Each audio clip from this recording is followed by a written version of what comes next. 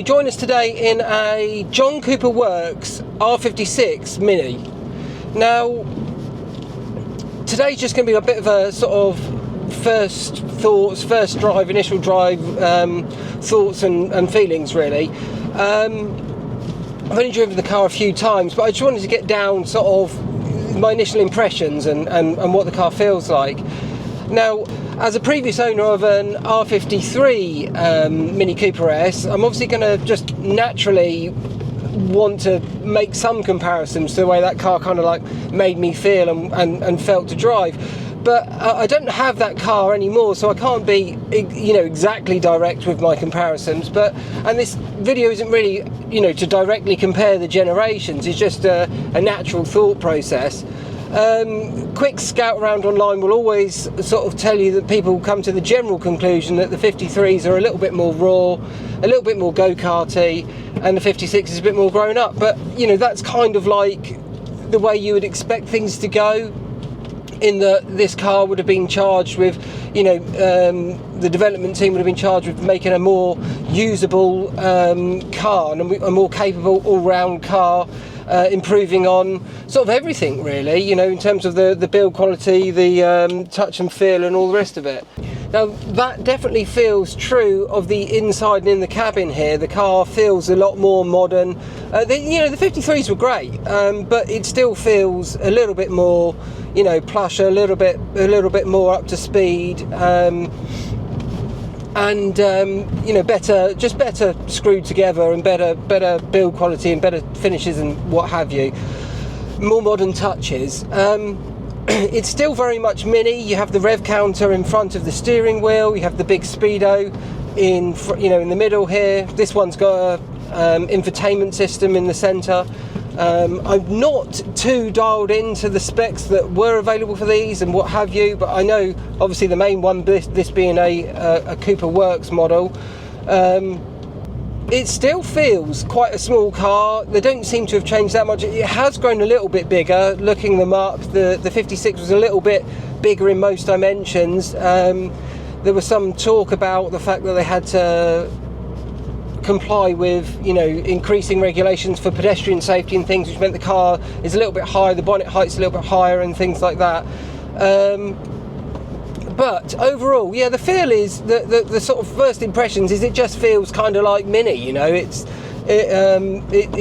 immediate. It still feels agile. It still feels very agile, and even at slow speeds, you know that you're in, you know, a Mini, and it's quite sort of chuckable and fun. It feels very tight. This car's had a lot of well, it's had, you know, top mounts I think on the front and new shocks and some bushes and things like that, so it feels really quite tight actually, even over sort of bumpy, well, knackered old roads like this. And I actually quite enjoy a rutted sort of back road, but yeah, it feels, you know, you feel the bumps, but it's not sort of shaking it about. It feels tight.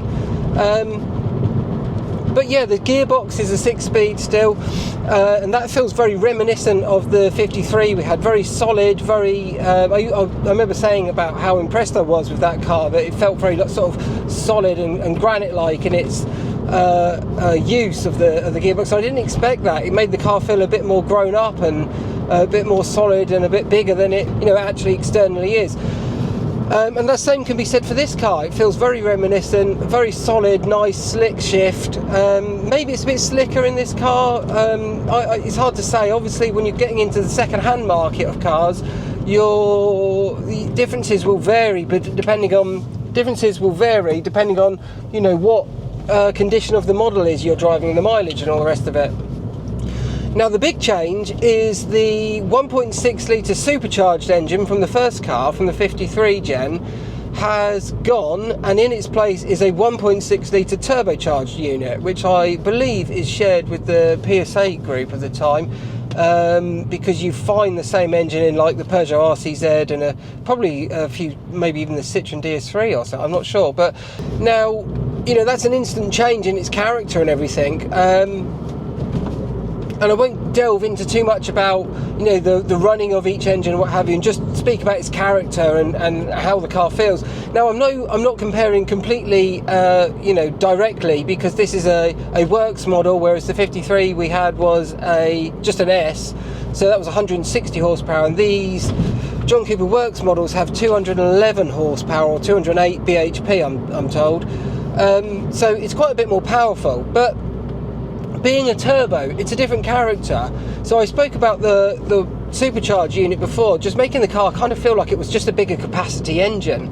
It just had sort of more grunt throughout. But with this car being turbo, it's also, you expect sort of that typical turbo drive with a big mid-range punch and sort of that's its party trick. But actually, it's not like that at all. So sort of a 2-litre turbo from the Volkswagen Audi group is very much like that. There's a lot of instant shove. Well, not instant, but you know, you get that little build up and you get that mid-range punch.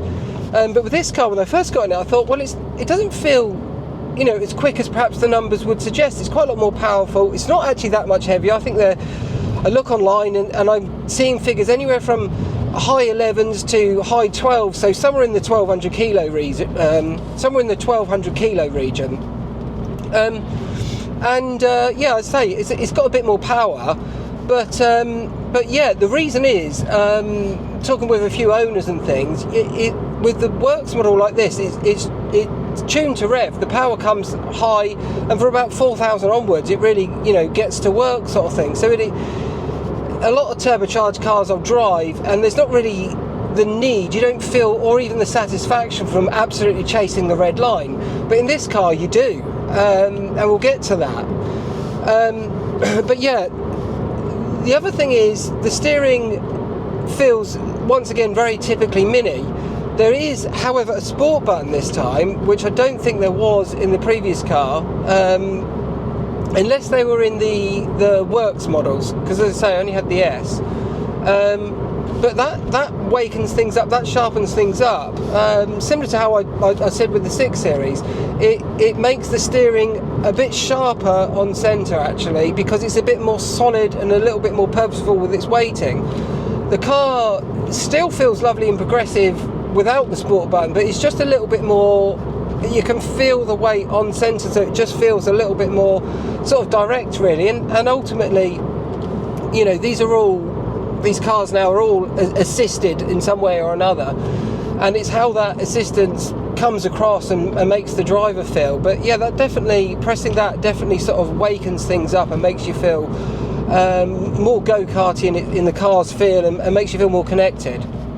So with this 56 generation, I think it's the first one of the new BMW range, the second gen of the BMW owned Mini brand, to introduce a John Cooper Works model from factory. As far as I'm aware, the 53s were only available as an additional sort of performance package that you put on the car afterwards. So you got like a Cooper S, and then you put the Works package on top of it, whereas these come from factory like this. So there are quite a few changes. As I say, it's got a bit more power, but how do they stack up? How does it feel? Well, you know, you get onto a road like this with the sport button enabled, as I mentioned before, it's quite responsive. The heel and toes are very natural, but it's got it likes to rev more. For a turbocharged engine, it feels kind of, well, I don't want to say it, but it is kind of like almost NA in its feel. It feels more like it wants to rev out, and it just really gets singing as it gets going. You have to sort of, you know, well, you don't have to, but you know, if you do work it and you do put some revs into it, like if I get down into third through here, and then it really pulls out, you know, makes a good noise. It's definitely quieter in this cabin than it was in the 53, so it's a bit more refined. You're a little bit more isolated away. Oh yeah, and that's the other thing, the turbocharged engine, it doesn't sound turbocharged, so it's another thing that makes you feel a little bit more like it's just pulling and revving, but also you don't get the sort of turbocharged noises that you expect. They do exist, because I've stuck a bike in the engine bay, and you know, given it some beans on the road, which I'll try and add to the footage, and you can hear the turbo there. So they do exist, but for some reason there's none of it in the cabin, whereas a few other cars, like there's a TT Mark II coming up. It sounds really boosty inside and is really boosty to drive. But yeah, I don't know if that's something that mods would release a bit more of that vocal sort of turbocharged sound, maybe an intake.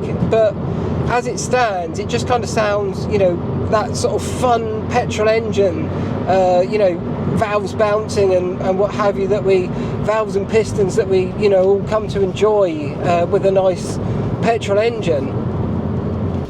So the driving position's fantastic on it. It really fits me well that you can get the wheel right up, you know, close to the gearbox, to the gear shift. It's right down by your hand, and it just feels brilliant for, you know, inspiring driving confidence and you know, your intentions. It kind of makes you feel like you're in something that you can just sort of chuck around. It's you get this big sort of letterbox windscreen, very reminiscent and very iconic to the Mini brand and design, you know, following on from the 53. Yeah, it might be nice if the seat could go a little bit lower, but ultimately I'm in a really nice position and I'm comfortable driving it like this. It's a hatchback at the end of the day, and you know, all hatchbacks are kind of like this, all the way back to my 205. But the car does have that go-karty feel, you know, typical of Minis. The wheels are still pushed out right at the corners, and it's a relatively small dimension car. I remember the 53 very much had the feeling of almost like it was a pillar through the dashboard and it turned right on its nose, and this car feels a little bit more like the turning might be a little bit further back. I haven't, you know, worked it too hard on the roads as such yet, but just on initial impressions it feels a little bit more, I don't know, I guess it is a little bit more sort of compliant and a little bit more settled as a drive, which people will take as positive or negative depending on what they, you know, want to take away from a drive. But do you know what? Overall, I'm really surprised.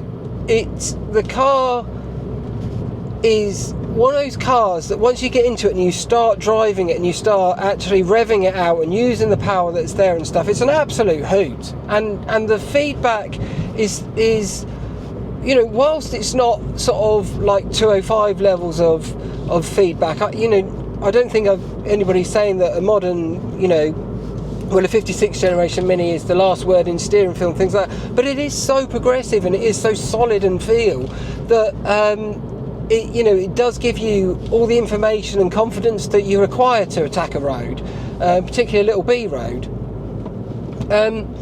So yeah, once you get into it and you start, you know, giving it the beans and stuff, it's actually really good. It's very easy to heel and tow, very standard. In fact, let's do a quick non-sport mode and see how it is if the throttle response is increasing. It doesn't feel that different.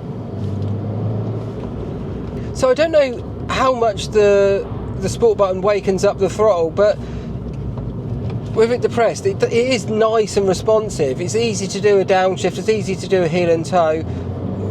Put your foot down, and it pulls around.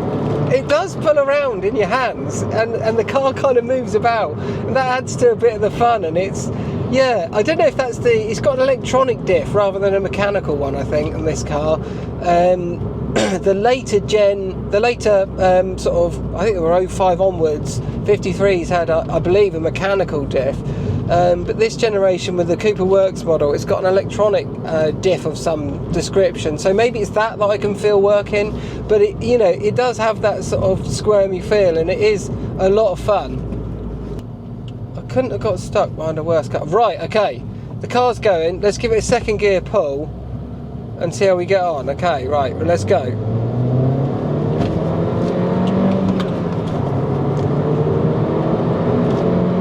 Yeah, once you get going, you can really feel the car pull, and the engine definitely likes to sing, and it definitely likes to rev. It's a car that, you know, rewards you for basically giving it a bit of a thrashing.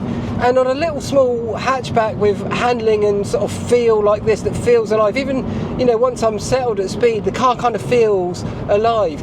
The 53 was very much like that, and actually felt quite busy down the road. This feels a little bit more compliant, but it's still got that same character and it's still got that same nature, you know. heel and toe, very easy to judge. Immediately you're on it and you know where you're at with it. Pull's lovely, snappy gear shift. The car is a lot of fun. Oh, it's loads of fun. Loads of fun. Yeah, responsive, darty. You're not even going crazy speeds, and that's what I like about little fun, you know, small, relatively lightweight cars like this, is that you don't have to, you know, be carrying crazy speeds or have lots of power.